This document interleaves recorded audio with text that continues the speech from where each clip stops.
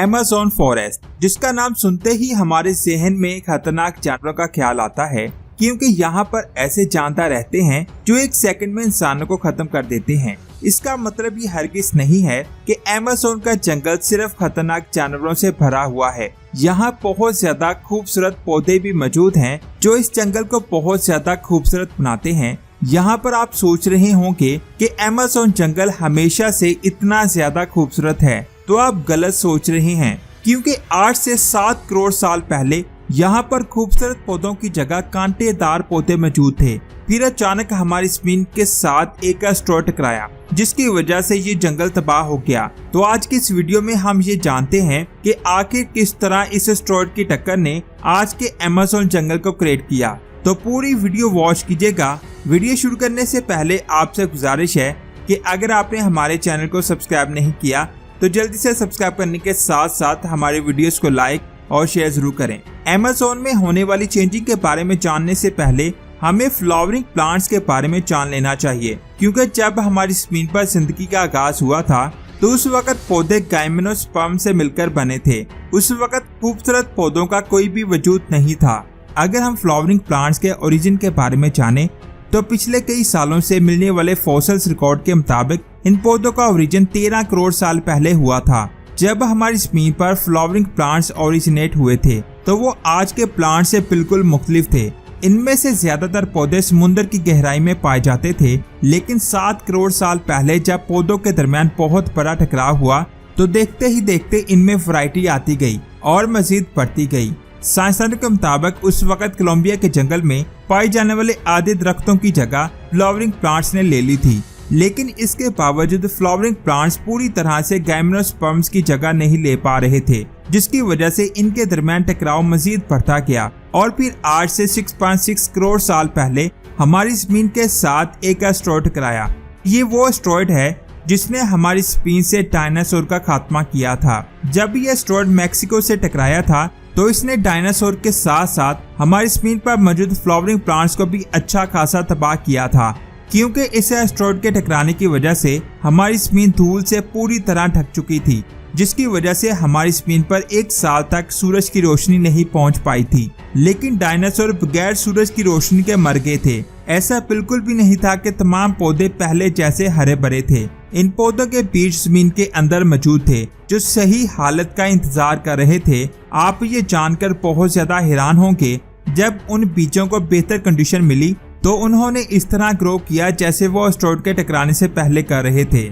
यहाँ पर आप सोच रहे होंगे कि जिस एस्टेरॉयड ने डायनासोर जैसे जानदारों को मार डाला उसने प्लांट्स को क्यों तबाह नहीं किया। ऐसा बिल्कुल भी नहीं है कि तमाम पौधे बच गए थे। इस इम्पैक्ट की वजह से साउथ अमेरिका समेत पूरी जमीन का इकोसिस्टम तबाह हो चुका था।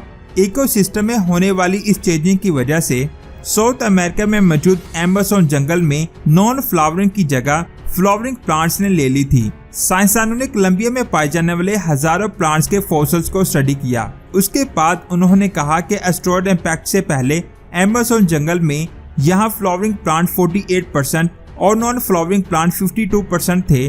तो एस्टेरॉयड की टक्कर के बाद ये परसेंटेज मुकम्मल तौर पर चेंज हो गई, क्योंकि एस्टेरॉयड इम्पैक्ट के बाद जब प्लांट्स ओरिजिनेट हुए तो फिर अमेज़न जंगल में फ्लावरिंग प्लांट्स की तादाद 84% हो चुकी थी, जबकि नॉन फ्लावरिंग प्लांट बहुत कम हो गए थे। साइंसदानों के मुताबिक ये असर एस्टेरॉयड के इम्पैक्ट का ही था, क्योंकि अगर फ्लावरिंग प्लांट्स की तादाद खुद ब खुद बढ़नी होती तो कब की बढ़ चुकी होती। आखिर एस्टेरॉयड के इम्पैक्ट ने ऐसा क्या किया कि अमेज़न जंगल में फ्लावरिंग प्लांट्स इतनी तेजी से बढ़ने लगे।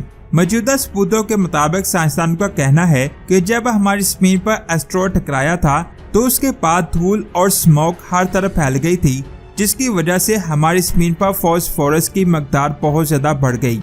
हमारी जमीन पर मौजूद फ्लावरिंग प्लांट्स फर्टिलाइजर की मदद से बहुत ज्यादा तेजी से ग्रो करते हैं, लेकिन नॉन फ्लावरिंग प्लांट लो वाटर में ग्रो करने के आदी होते हैं, जिसकी वजह से फ्लावरिंग प्लांट बहुत ज्यादा बढ़ गए।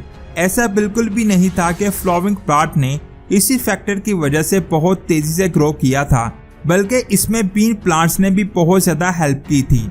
असल में एस्टेरॉयड इम्पैक्ट के बाद होने वाले इवेंट्स में बीन प्लांट्स के अंदर बहुत तेजी से फर्क पैदा हो रहा था।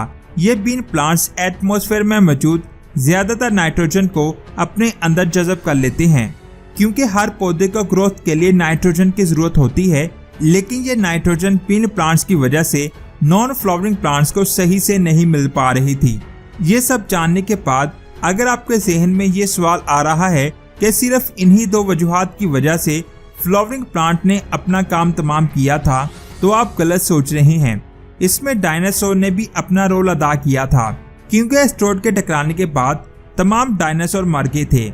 ये डायनासोर नॉन फ्लावरिंग प्लांट्स के दरमियान डिस्टेंस इंक्रीज होने और इन्हें ग्रो होने से रोकते थे, लेकिन अब डायनासोर नहीं थे, जिसकी वजह से इनमें डिस्टेंस मेंटेन नहीं हो सका और इसका बेनिफिट फ्लावरिंग प्लांट्स को मिला, क्योंकि नॉन फ्लावरिंग प्लांट्स के घने होने की वजह से फ्लावरिंग प्लांट्स को छांव मिल गई, जिसकी वजह से इनके ऊपर बहुत कम सूरज की रोशनी पड़ती थी और इन्होंने मजीद तेजी से ग्रो करना शुरू कर दिया। अब ये इतने बड़े हो चुके हैं कि इनकी परसेंटेज नॉन फ्लावरिंग प्लांट्स की निस्बत ज्यादा हो चुकी है। ये सोचना बिल्कुल गलत नहीं होगा कि आज अमेज़न के जंगल में नॉन फ्लावरिंग प्लांट्स मौजूद नहीं हैं, क्योंकि आज भी यहाँ बगैर फूलों के बहुत ज्यादा पौधे पाए जाते हैं। ये सब जान लेने के बाद आपको अच्छे से समझ आ गई होगी कि फ्लावरिंग प्लांट्स ने किस तरह अमेज़न जंगल पर कब्जा किया था।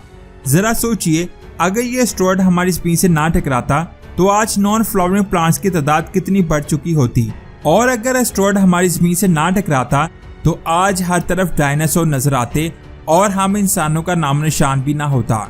आपको क्या लगता है, नीचे कमेंट्स करके बताएं। वीडियो अच्छी लगी तो लाइक करने के साथ साथ इसे आगे भी शेयर करें। मिलते हैं एक और अमेजिंग वीडियो में। अपना बहुत सारा ख्याल रखें। अल्लाह हाफिज।